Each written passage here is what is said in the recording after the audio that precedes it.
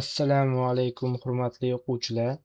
Yaxshimisizlar? Bugun men sizlarga ingliz tilidagi judayam muhim bo'lgan mavzuyimiz linking words, ya'ni bog'lovchilar mavzusini o'rgatib qo'yaman.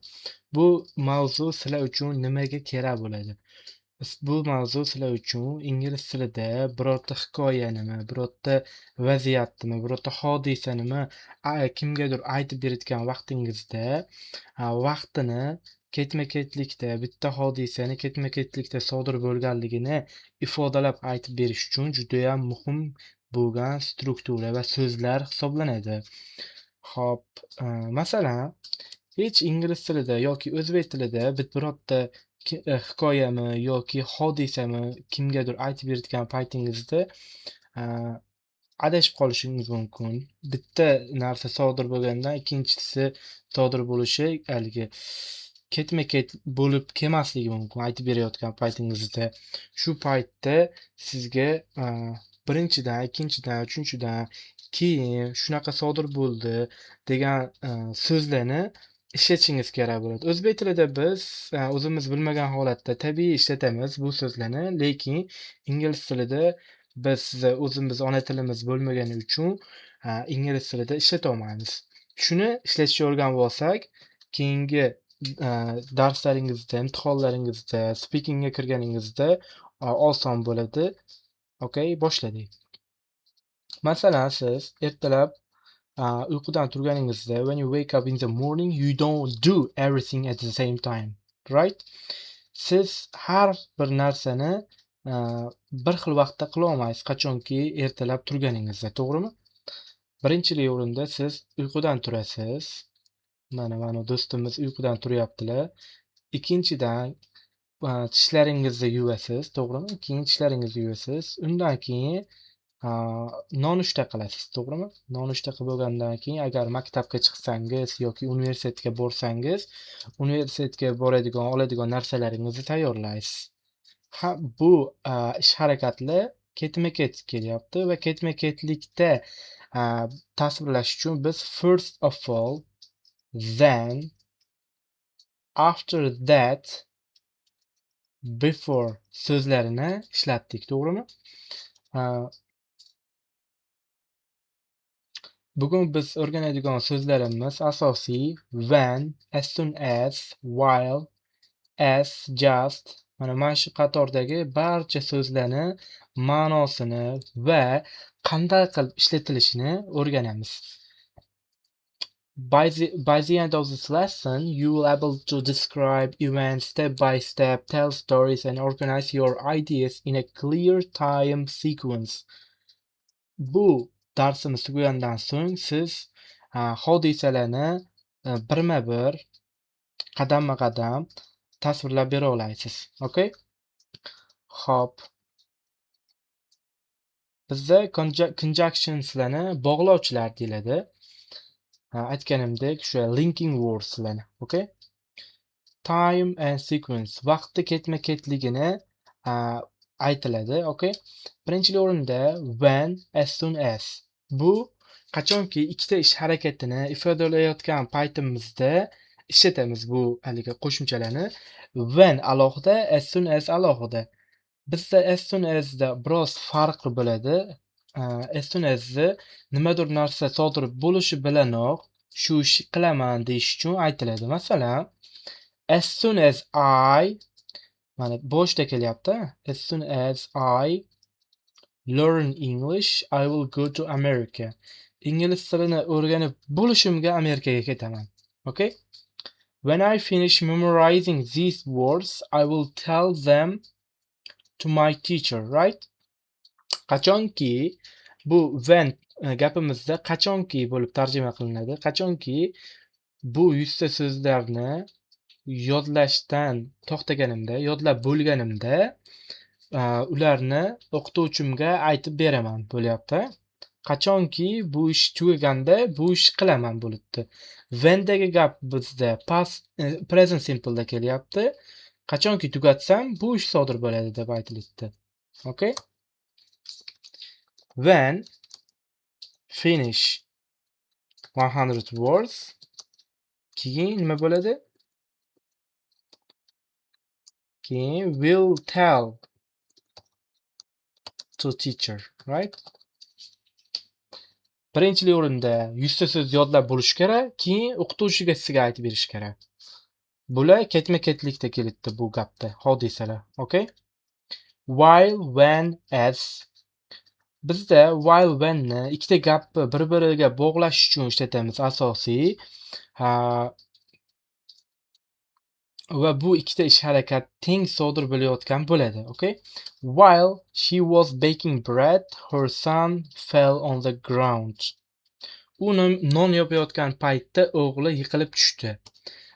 Shu mavzu asosiy past continuous zamonda ham o'rganamiz when bilan while'ni, lekin hozir ham o'rganib qo'ysak ham bo'laveradi past continuous zamonda.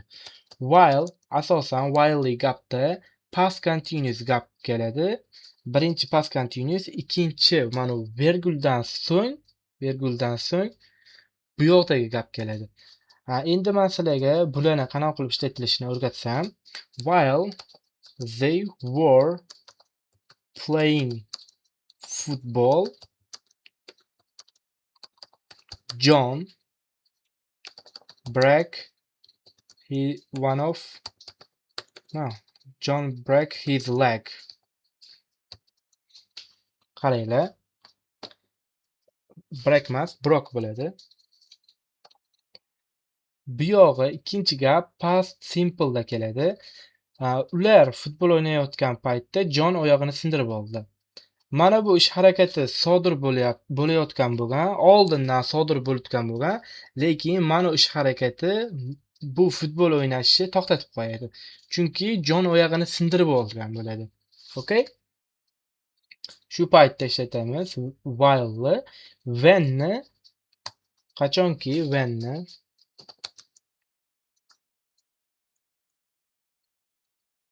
when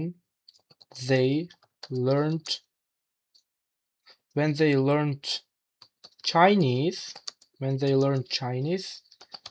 they were planning to go Pekin. Pekinni bilsangiz kerak, Xitoyga poytaxti bo'ladi, okay? The capital city of China. Ular ingliz tili, Xitoy tilini o'rganib bo'lishganda, ular Pekinga borishni reja qilishayotgandi. Oldindan reja qilib kelishgan va bu rejalari Xitoy tilini o'rganib bo'lishlariga tayyor bo'lgan, okay? Shunaqa holatda bo'ladi. Endi just as they gave us gold just as we won the competition. Bu narsa xuddi as soon as ga o'xshab just as ham bir xil vaziyatda keladi. Biz musobaqada yutganimizda ular bizga oltin berishdi. Musobaqani yutib bo'lishlari bilanoq. Masalan, yana bitta boshqa gap aytsak,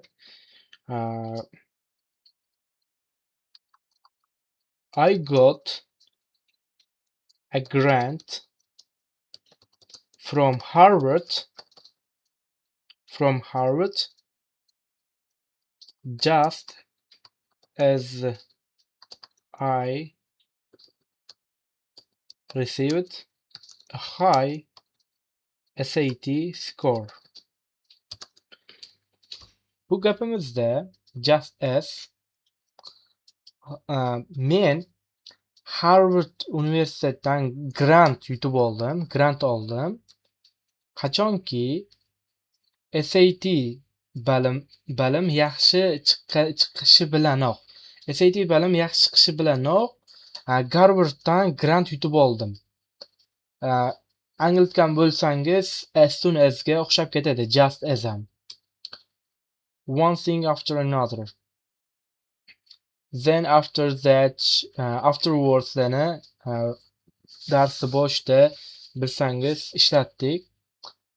Keyin hammasi keyin degan ma'noni bildiradi. Siz agar then ni bilsangiz yoki next ni bilsangiz, sizga qo'shimcha after that, afterwards degan so'zlarimiz qo'shimcha bo'ldi. Har doim then, next larni ishlatavermaysiz. Bu so'zlarimizdan ham foydalanasiz. Okay? Before oldin degani. Nimadir ish sodir bo'lishidan oldin boshqa ish sodir bo'ladi. Masalan, mana shunga before going to school, John always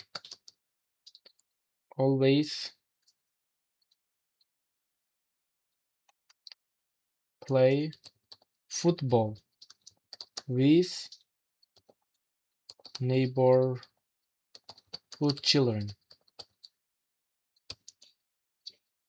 Har doim shu joyda bitta strukturani ham o'rgatib ketay.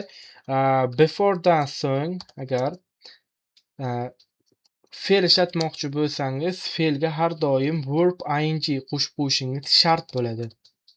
Men bunaqa ish qilishimdan oldin bunaqa ish qilishim kerak yoki bunaqa ish qilishimdan oldin bunaqa ish qilaman har doim demoqchi bo'lsangiz. Okay, yana bitta misol ko'rsatib qo'yay. Before attending English lesson, we eat a chocolate. Ingliz tili darsiga qatnashishdan oldin biz shokolad yeb olamiz. Okay? Shunaqa qilib ishlatishingiz mumkin. Hop. Keyingisi afterwards ni bilib oldik. Bu joyda bitta polniy paragrafimiz bor. Bu paragrafni tushunib olish uchun o'rganamiz. Afterwards, we graduate the university, we will work in a hospital. Universitetni bitirganimizdan so'ng keyin degan ma'noda keladi. Afterwards, after biz kasalxonada ishlaymiz. Then we will earn much money. Keyin biz nima qilamiz? Ko'pgina pul topamiz. After that, we will launch our own business. Undan so'ng biz o'zimizni shaxsiy biznesimizni yo'lga qo'yamiz, ochamiz. Okay? Endi birorta narsani boshlanayotgan holatda gapirmoqchi bo'lsangiz, first of all, firstly, to begin with so'zlardan foydalanishingiz mumkin. Ma'nosi birinchidan bo'ladi. Birinchidan boshlanishiga. Biz bu so'zlarni ko'p ideyali g'oyani tushuntirishni boshlayotganimizda ishlatamiz. Masalan, how to combat with obesity. Semizlik bilan kurashish haqida bitta hikoyamiz bor. Firstly, people need to monitor what they eat. Birinchidan, bilgan bo'lsangiz, mana bu joydagi firstly so'zini ishlatyapmiz. Birinchidan, people need to monitor. Ular tekshirish kerak, odamlar tekshirish kerak nima yeyotganini. Then yoki secondly, kelasidan birini ishlatasiz. They should do exercise every day. Ular har kuni mashqlarni bajarish kerak. Additionally, qo'shimchasiga, additionally ni ma'nosi qo'shimchasiga bo'lib keladi ko'proq. Bu ham then, secondly, thirdly ni unida keladi, okay? They should see the doctor to diagnose their disease. Ular doktorga ko'rinishi kerak, diagnoz, haligi tekshirish uchun, ularni kasalligini tekshirish uchun, okay? Additionally ga qo'shimcha sinonimlar furthermore, moreover so'zlarni interchangeable qilib turib, haligi almashtirib ishlatsangiz bo'laveradi. Okay? Hop, bugungi darsimiz hozirchalikka shu. Keyingi darsda agar bu darsimiz sizga yoqqan bo'lsa, kommentariyalarga yozib qo'yishingizni so'rayman. Keyingi darsda boshqalarni o'tib beraman. Boshqa bog'lovchilarimiz ko'p, gaplarni bog'lovchilarimiz.